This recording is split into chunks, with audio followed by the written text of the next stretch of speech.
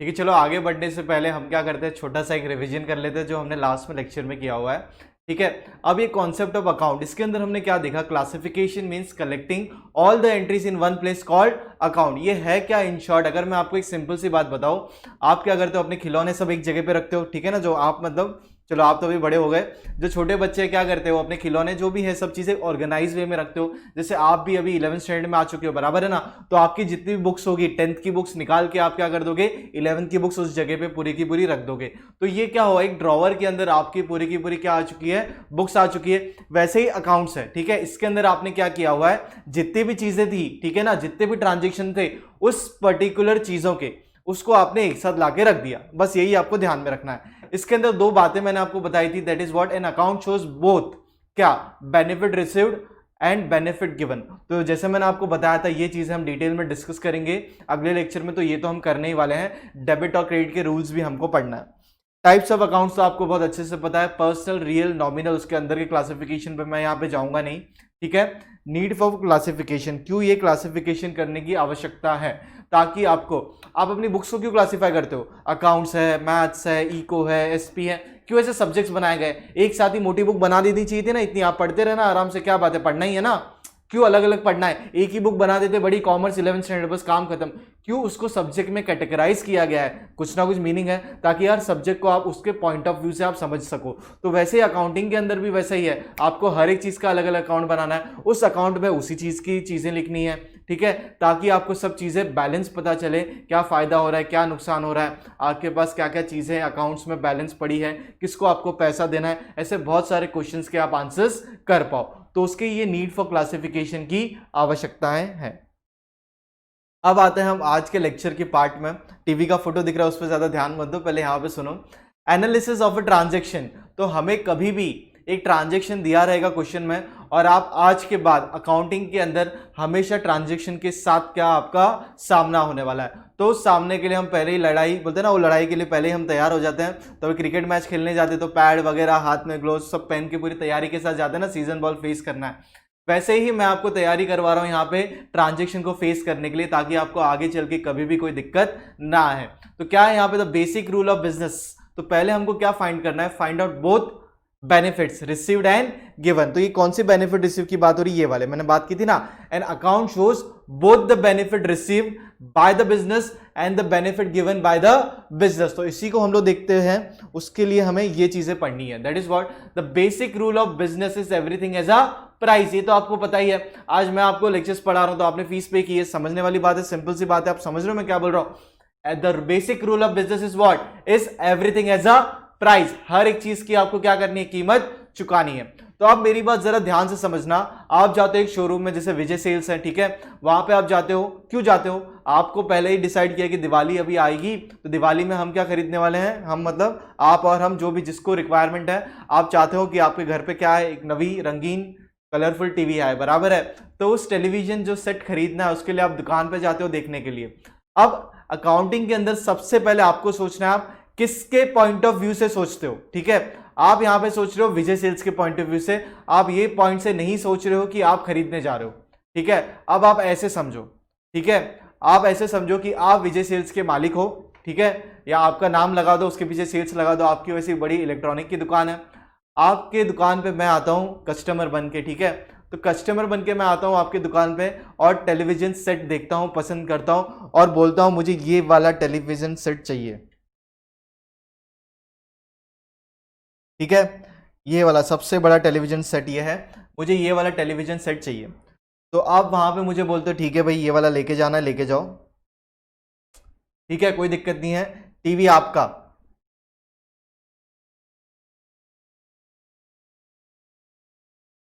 ठीक है, टीवी खरीदने आया हो हंसते हंसते, टीवी आपका, आपने मुझे बोल दिया, मतलब ठीक है, तो मैं चला गया लेके लेके टीवी, बोले कि रुको सर, भले आपने हमें पढ़ाया है, टीवी तो फ्री में दे नहीं सकते, पैसा तो चुकाना पड़ेगा, ठीक है, मतलब कितना पैसा देना है, तो आप बोलते हो 50,000 रुपीज।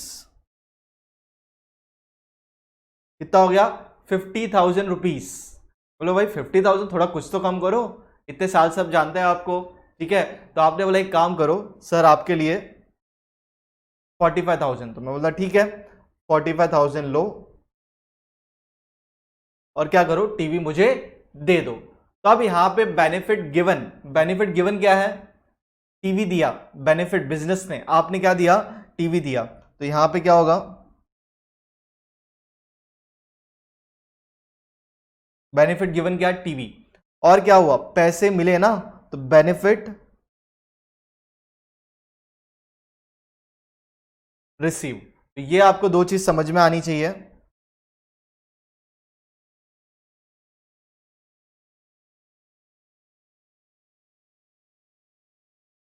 ठीक है, बेनिफिट रिसीव्ड और बेनिफिट गिवन। तो हमेशा ये मैंने आपको क्या समझाया, मैंने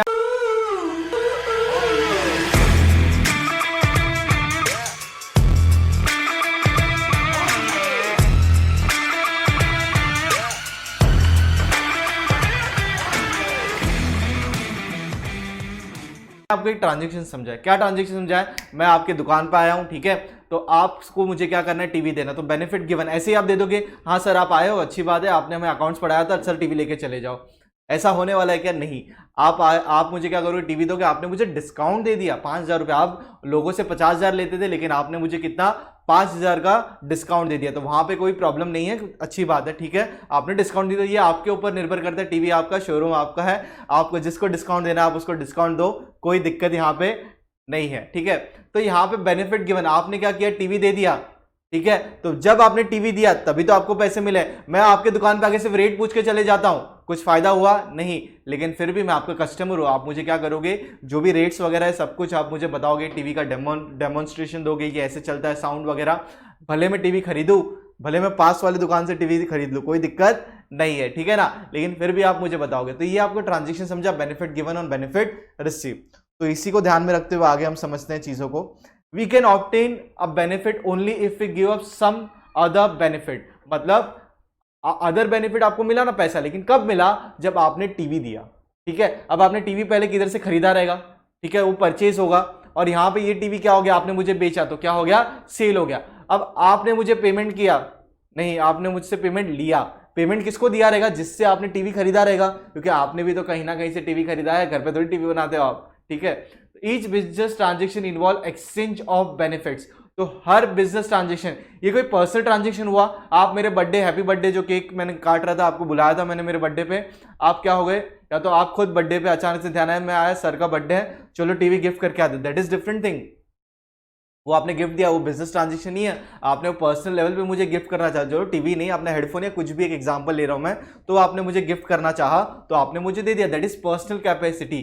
so that is not an business transaction. यहाँ पे वर्ड देखो प्रिसाइसली यूज किया हुआ है, each business transaction involves exchange of benefit. Her business transaction क्या इन्वॉल्व करता है, एक्सचेंज ऑफ बेनिफिट्स। तो एक्सचेंज ऑफ बेनिफिट्स क्या, कुछ आप दोगे, कुछ आप लोगे, ठीक है। Before recording a transaction, it is necessary for us to find out which benefits come into the business.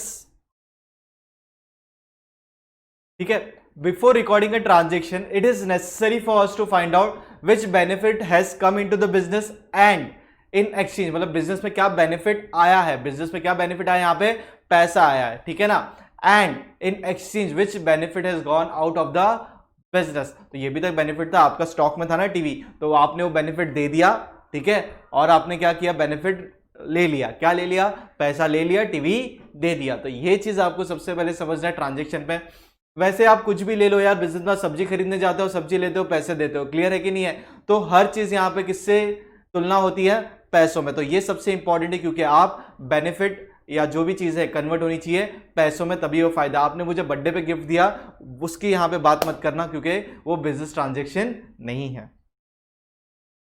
Find out two accounts involve. अब ये देखो, ऐसे आप पढ़ के निकल जाओगे ना, देखो मैं आपको एक बताता हूँ, एक अभी से पढ़ाई थोड़ी अलग तरीके से करनी है आपको। देखो 10th स्टैंडर्ड एक टोटली डिफरेंट थिंग था, आप समझते थे, पढ़ते थे, याद करते थे, लिखते थे, ठीक है। यहां पे तो ये चीजें करनी ही करनी है, लेकिन साथ में आपको इंटरप्रिटेशन सीखना है। ये इंटरप्रिटेशन क्या हो गया, मीनिंग, इंटरप्रिटेशन का डिक्शनरी मीनिंग देख लो। तो मैं क्या बोला, इंटरप्रिटेशन मतलब क्या, आपको चीजें समझना है, अपना दिमाग लगाना है कि ये ऐसा है तो कैसा हो सकता है, ठीक है। तब आपको धीरे धीरे दिमाग से सोचना है।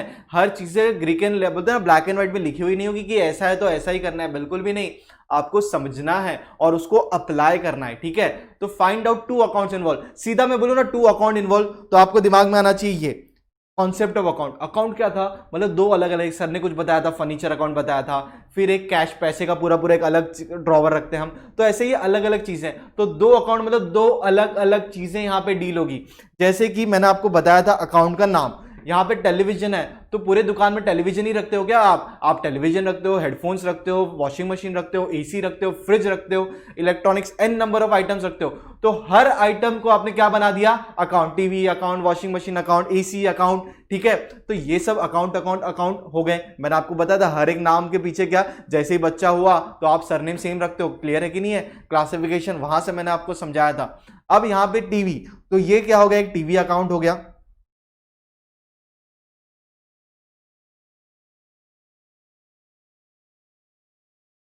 ठीक है। ये क्या हो गया, इसको मैं बोल देता हूं कैश, या तो बैंक में अगर मैंने पैसा दिया आपको तो, और ये क्या हो गया, अकाउंट। तो ये आपको समझा, ऐसे हर ट्रांजेक्शन में दो अकाउंट इन्वॉल्व होंगे, क्या इन्वॉल्व होंगे, हर ट्रांजेक्शन में कितने अकाउंट इन्वॉल्व होंगे, दो अकाउंट, ठीक है। तो ये वही चीज की बातें कर रही है यहाँ पे, find out two accounts involve. तो ये एक सेंटेंस में देखो कितना पीछे आपका थॉट प्रोसेस इन्वॉल्व होना चाहिए। मैं चाहता हूं ये थॉट प्रोसेस आप खुद डेवलप करो धीरे धीरे चीजों में, और मैं आपको डेवलप कराते रहूंगा, बस थोड़ा सा बने रहो, टेंशन मत लो। आज के लेक्चर में हम थोड़ा सा कुछ तो सॉल्व करेंगे। We must record in our books the value of both the benefit obtain and benefit given up, मतलब हमें हमारी बुक्स में दोनों चीजों का लिखा जोखा चाहिए, क्या आपने दिया और क्या आपने पाया। तो in double entry system the benefit received is recorded in one account and the benefit given is recorded in another account. मतलब एक चीज तो क्लियर है, जो पैसा मतलब जो भी बेनिफिट आ रहा है वो एक अकाउंट में, दैट इज टोटली डिफरेंट। जो चीज का बेनिफिट गया वो अलग अकाउंट, मतलब यहाँ पे ये वाले ऊपर वाले ट्रांजेक्शन में दो कैश अकाउंट था, एक तो इन्वॉल्व था, और क्या इन्वॉल्व था, एक टीवी। तो टीवी आपने बेनिफिट दिया तो बेनिफिट गिवन टीवी का वो अलग रिकॉर्ड करो, और जो पैसा आया वो कैश में अलग रिकॉर्ड करो। कैसे रिकॉर्ड करना है वो मैंने अभी तक आपको बताया नहीं, तो वो तो हम करेंगे। फिर है find out value of benefits in terms of money, ये सबसे इंपॉर्टेंट है, इन टर्म्स ऑफ मनी आपको उसको फाइंड करना बहुत जरूरी है। We have to find out the value of benefits in terms of money because we keep records in terms of money, क्योंकि हमारे जो भी रिकॉर्ड्स बनते हैं सब चीज पैसों में बनते हैं। कुछ भी चीज, हम ऐसा तो नहीं मैं आपको टीवी देने आया, मैंने बोला यार तुमको 2 साल फ्री में पढ़ा दूंगा, 50,000 की टीवी है, ऐसा कुछ काम होता नहीं है। आप बोलोगे एक काम करो सर, आप पैसे दे दो टीवी के, हम आपको आपकी फीस दे देंगे, मतलब ठीक है, वो भी बात चलेगा, ये भी बात सही है, कोई दिक्कत नहीं है। Find out debit and credit, ये ध्यान से समझना, ठीक है। आज से आपको शुरुआत हो चुकी है डेबिट एंड क्रेडिट की, ठीक है। आज का दिन टाइम नोट कर लेना जब आप ये शब्द सुन रहे हो, ये बहुत इंपॉर्टेंट है। अकाउंट्स इसके बिना कभी होंगे ही नहीं, ठीक है। डबल एंट्री सिस्टम इसी को कहते हैं, डेबिट और क्रेडिट को, तो उसको हम धीरे धीरे ओपन अप करते हैं। बाद में मैं आपको लिखने को पूरा दूंगा, टेंशन मत लो। The account receiving benefit is debited and the account giving benefit is credited. मतलब क्या, जो अकाउंट आपको बेनिफिट देता है, ठीक है, account receiving benefit is debited. तो आपको कहां पे फायदा हुआ था, आपको बेनिफिट यहां पे रिसीव हुआ था कैश में, तो ये कैश बैंक अकाउंट है ना, ये क्या होने वाला है, डेबिट होने वाला है, ठीक है। कहां पे आपने बेनिफिट गिवन किया था, यहां पे, ये क्या होगा, अकाउंट क्रेडिट होगा। तो आपको सबसे पहले सम्स के अंदर ट्रांजेक्शन पहचानना है कि ये ट्रांजेक्शन है। कैसे पहचानोगे, वहां पे कुछ चीजों का एक्सचेंज होगा इन टर्म्स ऑफ मनी। उसके बाद आप सोचोगे बेनिफिट आया कि बेनिफिट गया। अगर बेनिफिट बिजनेस में कुछ भी आया, benefit receive, that is what, debit. Benefit given, कुछ भी आप बिजनेस से दोगे, benefit given, that will be what, credit. तो बेनिफिट रिसीव, बेनिफिट गिवन से हम पहुंच चुके अकाउंटिंग की लैंग्वेज में, that is what, debit and credit. तो ये ध्यान से समझना, कभी गलती होनी नहीं चाहिए आपको यहां पे। तो ये जो डेबिट एंड क्रेडिट का सिस्टम है, ये वही चीज है। क्या चीज कहलाता है ये देखते हैं। द अकाउंट रिसीविंग बेनिफिट, जो अकाउंट रिसीव कर रहा है बेनिफिट, क्या रिसीव कर रहा है, आपको पैसे आ रहे थे बिजनेस में, that is what, cash will be debited. And account giving benefit, account क्या बेनिफिट दे रहा था, टीवी बाहर गया बेनिफिट, तो टीवी विल बी क्रेडिटेड। कैसे क्या है सिस्टम, हम पहुंचेंगे, उसकी कोई चिंता ही नहीं है। पर अब आप धीरे धीरे पहुंच रहे हो ट्रांजेक्शन से आप पहुंचे हो दो account, that is what, TV and cash. उसके बाद आप पहुंचे हो बेनिफिट गिवन और बेनिफिट गिवन आउट, वो तो आपको पता ही है, रिसीव्ड गिवन। उसको आप क्या कहलाओगे, डेबिट या तो क्रेडिट। तो बेनिफिट कम्स इन, तो बिजनेस में क्या आया था, बिजनेस में आया था कैश, तो अकाउंट इज डेबिटेड, कौन सा, कैश अकाउंट, ठीक है। बेनिफिट गोज आउट, क्या गया था, टीवी, तो कौन सा अमाउंट क्रेडिट होगा, टीवी का, ठीक है। समझ में आ रहा है आपको, ये नोट्स आपको इसी तरीके से बनाना है। Each debit has a corresponding credit of an equal amount, मतलब हर डेबिट का क्या है, क्रेडिट है। बोलते हैं हर शेयर को सवा शेयर मिल ही जाता है किधर ना किधर, मतलब हर डेबिट का क्या है, क्रेडिट है, मतलब वो भी अमाउंट क्या होगा, इक्वल। मतलब आपने टीवी दी, बराबर है, आपको कैश मिला, कितना पैसा, 45 दोनों अमाउंट सेम थे, मतलब हर डेबिट और हर क्रेडिट का करस्पॉन्डिंग होगा, मतलब एक डेबिट है तो एक क्रेडिट आपको मिलेगा ही मिलेगा, ठीक है ना। तो आपको हर डेबिट का हर क्रेडिट मिलना ही मिलना है, ये चीज ध्यान में रखना।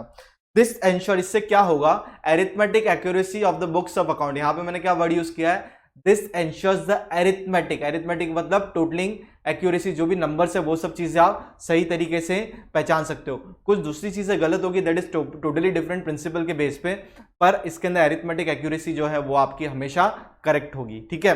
आप प्लीज लिख लो इतना अभी तक हमने जितना किया, फिर आगे बढ़ेंगे। 5-5 सेकंड में चीजें रखूंगा, आप आराम से लिख लो।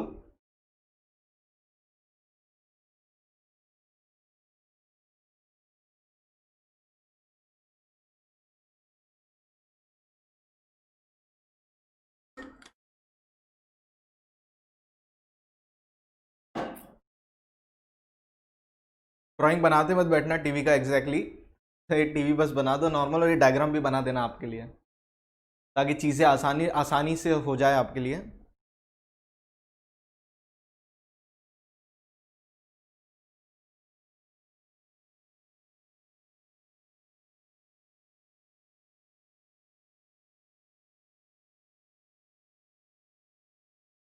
आराम से पॉज करके लिखो, कोई दिक्कत नहीं, इसलिए मैं 5-5 सेकंड रखता हूँ ताकि वो पूरा स्लाइड वो कवर हो जाए, ठीक है।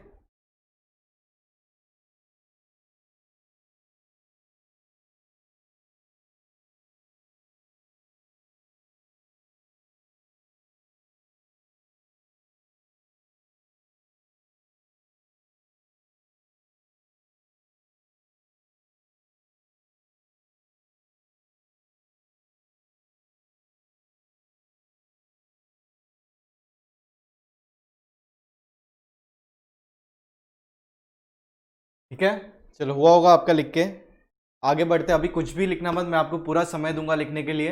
अब आप प्लीज पहले समझ लो, ठीक है। क्वेश्चंस आप चाहिए तो लिख सकते हो पहले, ठीक है, बाकी लेकिन सॉल्यूशन एक सम भी बिल्कुल भी करना मत, मैं पूरा का पूरा करता हूं आपको, पूरे के पूरे 6 जो लिखे हुए ट्रांजेक्शन हैं उसके बाद ही आप करना, ठीक है। चलो, अब यहाँ पे क्वेश्चन क्या है, make an analysis of the following transaction, find out the account to be debited and credited. मतलब हमें ट्रांजेक्शन दे दिया गया है, हमें उससे पहचानना है, क्या पहचानना है, ये देखो, इसको एक बिल्कुल भी एक अच्छे बोलते हैं ना, एक गेम की तरह समझो।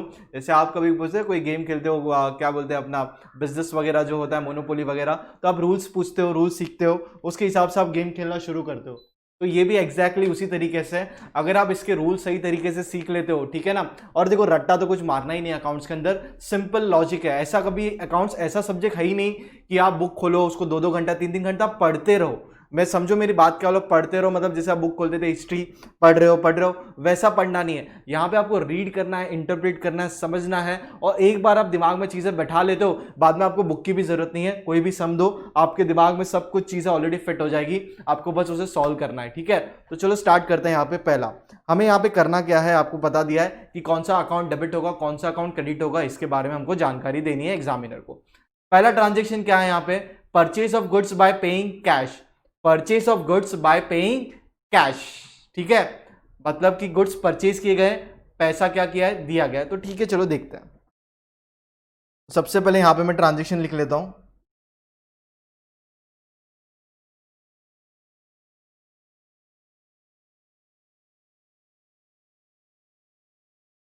ठीक है। क्या है, परचेज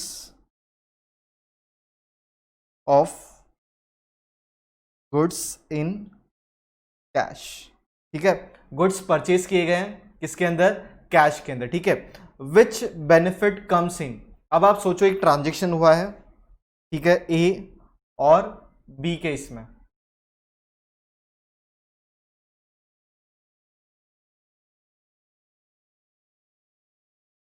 ठीक है। तो यहां पे क्या लिखा है मैंने, purchase of goods in cash, मैंने सिर्फ ये एक ट्रांजेक्शन लिखा है। अब आप सिर्फ यहां पे इतना ध्यान दो, ऊपर के जो क्वेश्चंस लिखे उसका आंसर दो, आपको अपने आप चीजें आ जाएगी। Purchase of goods in cash, which benefit comes in, business में क्या आया है, जरा सोचो। परचेज गुड्स मतलब गुड्स आए हैं, गुड्स क्या है पहले ये समझो, जैसे टीवी का मैंने एग्जांपल लिया था, आपके शोरूम में आप क्या करोगे, पहले टीवी खरीद के रखोगे कि नहीं, कि मैं अगर वेट करोगे कि कस्टमर आएगा, कस्टमर बोलेगा टीवी, तो बोलेगा आप रुको मैं टीवी मंगाता हूं, ऐसा होता है क्या? नहीं, आप टीवी को पहले खरीद के रखोगे ना स्टॉक के अंदर। तो विच बेनिफिट्स कम इन, मतलब क्या हुआ है, गुड्स आए हैं ना बिजनेस में, तो आप क्या लिखोगे यहां पे, गुड्स कम्स इन। ठीक है, बिजनेस में क्या हुआ है, गुड्स आया है। तो कौन सा अकाउंट डेबिट होना चाहिए, जो भी चीज आएगा उसको आप डेबिट करोगे। ठीक है, तो इसको हम क्या लिखते हैं यहां पे, डेबिट क्या लिखोगे,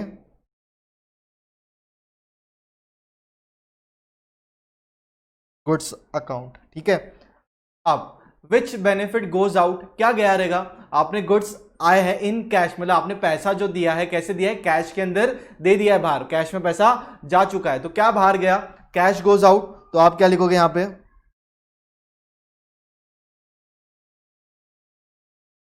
कैश गोज आउट, कैश चला गया, तो क्या अकाउंट क्रेडिट करोगे, cash account will be credited. मतलब बेनिफिट रिसीव क्या हुआ, आपको गुड्स का बेनिफिट हुआ है, फायदा, तो गुड्स जो भी आया है डेबिट, और क्या गया है आपसे, अब मैं ऐसे बात करूंगा, बेनिफिट बेनिफिट बाहर नहीं बोलूंगा, क्या आया है और क्या गया है, क्या आया है, गुड्स आया है, क्या गया, कौन सा बेनिफिट गया है, कैश जो आपके पास था बेनिफिट वो आपने दे दिया तभी तो गुड्स आया है, उसके बिना आएगा क्या, नहीं। तो ये आपका इस तरीके से पहला ट्रांजेक्शन रिकॉर्ड हो चुका है। ठीक है, एनालाइज कर लो, फिर मैं आपको सेकंड थोड़ा सा स्पीड एकदम स्लो ही रखूंगा मैं, ताकि आप एक एक चीज को इंटरप्रेट करो, आगे चल के कुछ भी क्वेश्चंस आ सकता है, आपको ऐसे इंटरप्रिटेशन करना है और ये चीजें दिमाग में रखनी है। एग्जाम में ऐसे प्रेजेंटेशन नहीं होगा, जर्नल जो हम सीखेंगे ना आगे जो चैप्टर है तीसरा, उसके अंदर ये सब चीजें आपको दिमाग में सोचनी, क्योंकि साइकिल जब चला रहे थे, मैंने एग्जांपल पहले भी लिया है, तो व्हील्स हम लगा रहे हैं, तो ये व्हील्स हमने लगाई हैं, हम सीख रहे हैं, और सब चीजें गायब हो जाएगी, सिर्फ क्या बचेगा, डेबिट और क्रेडिट, मतलब गुड्स और कैश। आपको डायरेक्टली इंटरप्रिटेशन करने आना चाहिए। मैं आपको अभी बता रहा हूं क्या इससे हमारा फायदा होने वाला है और क्या हमें इससे फायदा डिराइव करना है। जैसे purchase of goods in cash, क्या हुआ, गुड्स आए, कैश गया, तो आपको डायरेक्टली ऐसे बोलना चाहिए, कैश अकाउंट डेबिट, क्या गया, टू कैश, मतलब ऐसे एक लैंग्वेज है तो वो बाहर गया, तो आपको इस तरीके से सब कुछ चीजें बताने को आना चाहिए। नेक्स्ट ट्रांजेक्शन क्या है, purchase of assets bye paying cash. Second में लिख लेता हूं यहां पे, purchase of assets bye paying cash, मतलब यहां पे क्या हुआ है, आपने परचेज किया, पहले भी परचेज किया था, गुड्स मैंने आपको समझाया, टीवी आपने बेचने के लिए खरीदा था ना, अब यहां पे क्या है, परचेज ऑफ एसेट। अब आप एक चीज समझो, एसेट का मीनिंग क्या है, आप जो भी चीज परचेज करते हो, आपने गुड्स भी परचेज किया, उसको एसेट्स क्लासिफाई नहीं करेंगे, क्यों नहीं करेंगे, क्योंकि आपने बेचने के लिए खरीदा है। एसेट आप क्यों खरीदते हो, ताकि आप उसे बार बार यूज कर पाओ। जैसे मैंने एसी खरीदा, बराबर है, एसी चल रहा है, तो ये क्या है, मैंने आपको बेचने के लिए खरीदा है क्या, नहीं, ये यूज के लिए खरीदा है। ठीक है, स्टूडेंट भी आएंगे, बैठेंगे, एसी चालू है, पंखा चालू है, तो वो बेचने के लिए नहीं खरीदा, दैट इज व्हाट एसेट, मतलब जो चीजें मैं एक साल से ज्यादा यूज करना चाहता हूं उसको आप क्या बोलोगे, एसेट्स। एसेट्स के अंदर भी बहुत सारे क्लासिफिकेशन है, वो भी चीजें आपको धीरे धीरे ओपन अप होती रहेगी। तो परचेज ऑफ एसेट, तो बिजनेस में क्या आया, एसेट आया, तो आप क्या लिखोगे, एसेट्स कम्स इन। ठीक है, तो क्या अकाउंट डेबिट करना चाहिए आपको, एसेट अकाउंट डेबिट करोगे, जो भी एसेट आपने खरीदा, जैसे फर्नीचर खरीदा तो फर्नीचर अकाउंट डेबिट। क्या गया आपका, कैश बाहर गया, तो वापस यहां पे वही होगा, कैश गोज आउट, वापस यहां पे कौन सा अकाउंट क्रेडिट करोगे, cash account credit.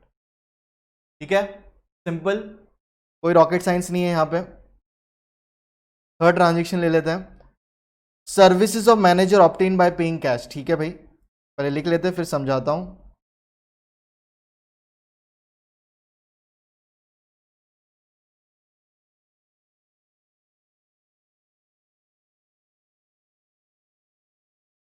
Service of manager, मतलब जो आपका टीवी का शोरूम था, मैं आया था, आपने मैनेजर रखा रहेगा इतना बड़ा संभालने के लिए, आप तो इतने बड़े मालिक हो, आप बाहर जाते हो डीलिंग करने को, तो एक मैनेजर है जो आपका शॉप में आपके बिहाफ में सब कुछ चीजें मैनेज करता है। ठीक है ना, और आपको जो भी इंफॉर्मेशन चाहिए दिन में या पूरे महीने में क्या क्या हुआ है ट्रांजेक्शन, सब कुछ चीजें आपको वो बताता है। ठीक है, तो यहाँ पे आपने सर्विसेज ली, मतलब इंसान है वो सर्विस दे रहा है ना आपको। ठीक है ना, मतलब आपके कस्टमर्स को हैंडल कर रहा है, आपके भी आप में सब कुछ काम कर रहा है, आप उसको क्या दे रहे हो, सैलरी, मतलब आप क्या ले रहे हो, सर्विस ले रहे हो, तो क्या लिखोगे, सर्विस कम इन, ये आप डिराइव कर रहे हो ना बेनिफिट, सर्विस कम्स इन, मतलब क्या अकाउंट डेबिट करोगे, ये खर्चा ना, आप सैलरी दोगे, तो आप क्या लिखोगे,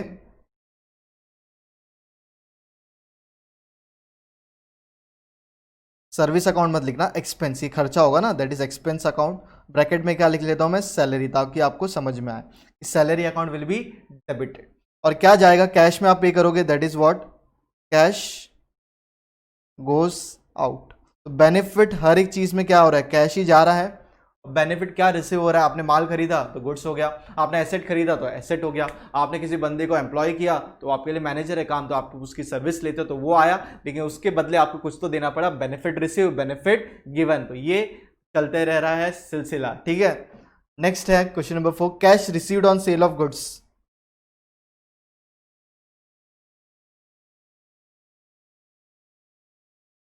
यहां पे सिर्फ एसेट्स है बस।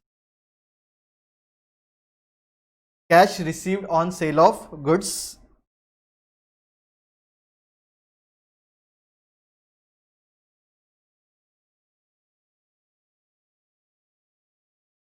Cash received on sale of goods, ठीक है, मतलब आपने जो गुड्स परचेज किए थे, टीवी आपने बेच दिया, ठीक है, तो क्या आया रहेगा, कैश आया रहेगा, ठीक है। जैसे मैंने आपको दिया था ना 45,000, तो क्या लिखोगे यहाँ पे, कैश कम्स इन, और क्या जा रहा है, गुड्स गोस आउट। तो क्या अकाउंट डेबिट करोगे, कैश अकाउंट डेबिट करोगे, और क्या बाहर गया, गुड्स बाहर गया, तो क्या क्रेडिट करोगे, गुड्स अकाउंट क्या करोगे, क्रेडिट, ठीक है। तो ये आपको इस तरीके से एक एक चीजें समझनी है और हिसाब से करना है।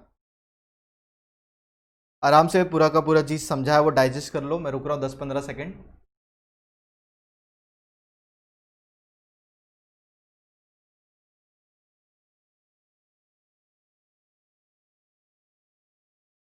ठीक है, चलो बढ़ते आगे। Cash received on sale of asset,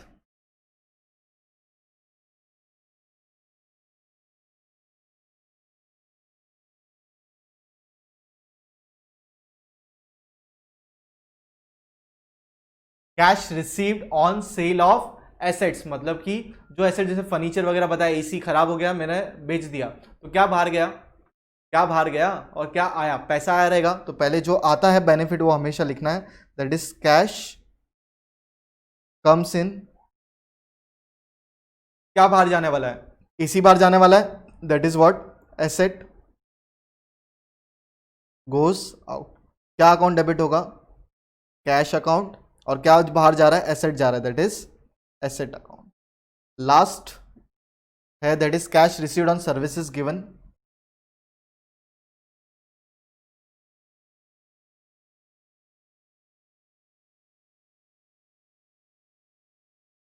जैसे मैं आपको पढ़ा रहा हूं, आप सर्विस ले रहे हो, मुझे क्या दोगे, पैसे, तो वही चीज हो गई यहां पे, कैश कम्स इन, ठीक है, सर्विस गोस आउट, ठीक है ना, समझ में आ रहा है। कैश कम इन, क्या आ रहा है बिजनेस में, कैश आ रहा है, और क्या बाहर गया, सर्विस गया, दैट इज क्या, इनकम हुई ना मुझे, तो क्या लिखोगे, वहां पे एक्सपेंस लिखा था ऊपर, आप क्या लिख दो, income.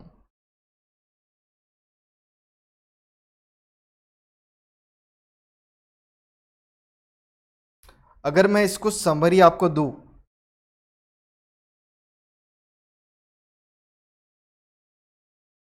What will be debited in business transaction, that is what, benefit which comes in, what will be debited, हमेशा जो बेनिफिट आता है, ठीक है, what will be credited,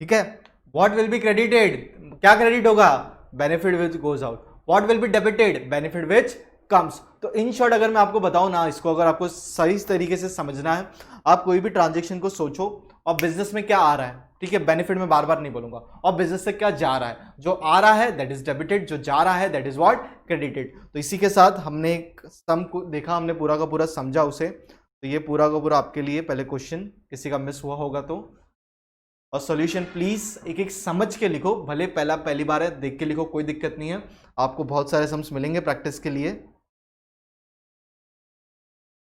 अच्छे से नोट्स बनाओ, ये इंपॉर्टेंट है, ठीक है।